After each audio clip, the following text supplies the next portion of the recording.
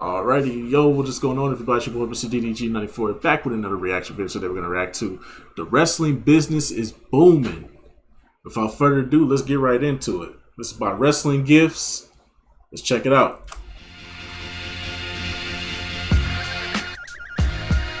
Dave Meltzer a few days ago said wrestling is the hottest it's been since 2001, and it really got me thinking. For most of us, for most of our lives as post-Attitude Era kids, no matter how much fun we've had watching wrestling in our lives, after a certain point all we ever heard was about how wrestling is dying, wrestling sucks now, and how there will never be another wrestling boom ever again. But here we are in 2023, and yo, the wrestling business is booming. Facts. The WWE is currently on fire and is doing things that just a few years ago seemed impossible. I mean, just think of how dead the WWE felt in 2019. Facts. That shit was hard to watch. Think back to how dull their product was a few years ago, how meaningless everything felt, how bad the product could be at times. It was something that showed in the numbers, it showed in the revenue, and as a result, it showed in the fan interest and the general morale towards the company. But fast forward now, the difference is night and day, and the magic is kind of back. And without a doubt, the catalyst to all this has been the Bloodline. Roman Reigns and the Bloodline has officially become a money printer for the WWE. Running the show. They have made a storyline that has been running now for over 3 years into an ever-evolving story arc that just keeps getting better and better, and now has reached the point where it's doing numbers that don't even make sense anymore. Roman Reigns, along with his cousins, together they are the biggest draw in wrestling. When they pull up to SmackDown, viewership jumps up. Bloodline segments reaching 3 million viewers is slowly becoming the norm, and the impact that they are having on social media views and engagement are breaking records for wrestling. And this has just stemmed into everything because creative as a whole in the WWE is so much better now, and it might sound crazy, but I think the success of the Bloodline is why we now have a product where there is such a focus on storylines and story building once again. Like, yo, you tune into Raw now and we have factions running around, we got beefs that matter again, we got heels finally getting nuclear heat, we have faces that the fans actually want to cheer. Shout out to Dom. We got two people who are clearly the faces of the company. North American the importance champion. of having a top heel like Roman Reigns running this ship, followed by a top face like Cody Rhodes, it cannot be understated. Most importantly, because of all of that, people finally care again. And once creative is hitting and people actually want to tune in to watch, everything falls into place. In 2023 so far, attendance for shows has reached levels that the company hasn't seen since 1999. Getting tickets for Raw and SmackDown at a good price these days is a mission. Every week the WWE is consistently selling more tickets than they have in over 20 years. It's not unusual for tickets to drop and then instantly sell out and just to be resold for crazy amounts. And the wild part is, fans are so hungry to go that they're buying the relisted tickets that are like double or triple the original price. Just a few weeks ago, SmackDown sold out Madison Square Garden, the world's most famous arena, and the MSG show was the largest gate in domestic SmackDown history.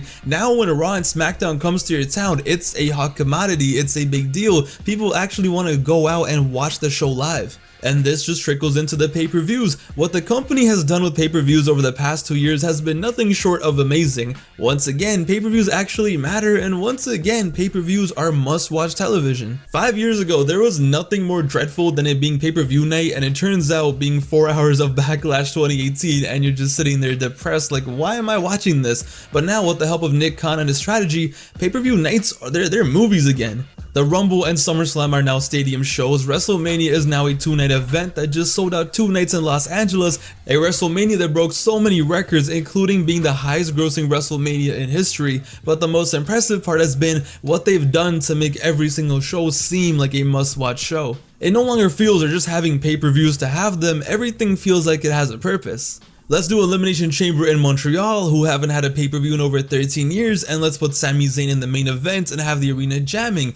Bad Bunny loves wrestling and wants to do it again. Let's put Backlash in Puerto Rico, the first pay-per-view there since 05, and have it rocking like it's a Bad Bunny concert. The UK loves wrestling. Okay, let's do a stadium show in Wales, and then 10 months later have Money in the Bank in the O2 Arena, which ends up being the highest grossing WWE arena show of all time. Pay-per-views are once again must-watch shows with storylines and feuds that people want to see, with moments that actually matter, with stars that people care about. Now when you tune into a pay-per-view, you want to see if Sami disobeys Roman, if Bad Bunny tweaks, if the Civil War lives up to the hype. Hell, you want to see how nuts is Logan Paul versus Roman Reigns gonna be. And now they're going to places in which the fans are thirsty for it, these unique locations that end up shaping the show, leading to this amazing presentation. No one is ever going to forget that one Backlash in Puerto Rico, or that one Money in the Bank in London, or so on.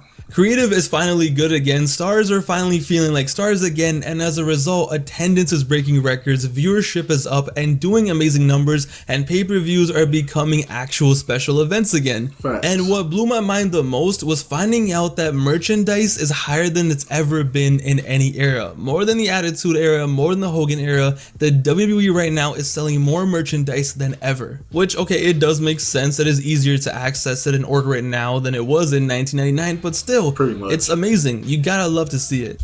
Business is booming, us wrestling fans are loving it, and because of that, the world is taking notice. Wrestling may not be as mainstream as it once was, and probably will never be again, but the WWE is in such a good place, and it's so refreshing and fun to see and to be a part of. It's almost like becoming normal to like wrestling again. Like if you tell someone like, hey, I'm going to WrestleMania, they're not gonna look at you like you're a weirdo.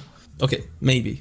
It's slowly no longer being looked at this weird and niche little thing like, oh, you still watch wrestling? Instead, it's fun again. It's where big stars like Pat McAfee, Logan Paul, and one of the biggest artists in the world, Bad Bunny, goes to and just wilds out. Of course, that helps change the perception and brings eyes to the product, and it helps it become more a part of the zeitgeist. The other day, I saw a kid in a Usos shirt and I was shook. I haven't seen a kid wearing a wrestling shirt in public since like 2014. And it's just awesome to see because we were there for the dark days when pay-per-view were drags, when watching Raw and SmackDown every week was depressing, when it really did seem like wrestling was dying and becoming even more niche. I'm not saying it's perfect right now, but it's in such a good place that I'm so happy to be where we are. And that goes to AEW as well. I went to Forbidden Door and they deadass sold out the Scotiabank Arena where the Raptors play, the Leafs play. The #2 wrestling company did that, and they've been doing that whether it's in Vegas or Chicago. But this show ended up recording the highest gate in AEW history, and they're about to break that in just about a month anyway. AEW has sold 75,000 tickets in London for Wembley Stadium. If that doesn't prove to you wrestling is booming, then nothing will. It's one of the most impressive things in wrestling history from a money-making standpoint, from a business standpoint. AEW selling 75,000 tickets in London. They're going to sell out Wembley Stadium. It's gonna happen. It's truly unbelievable. I don't care if you're a diehard WWE fan. I don't care if you're an AEW diehard. Both sides are winning right now, and we're all winning right now.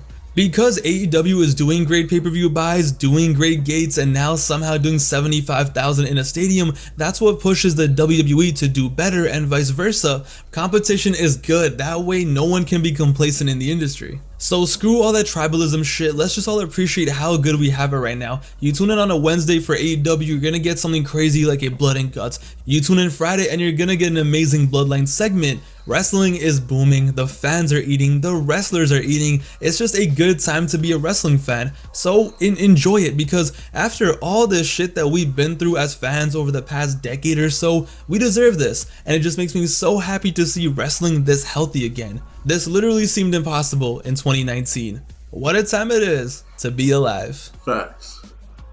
Alrighty. That's just gonna about do it for this one. I will see you all in the next video. Till then, peace out.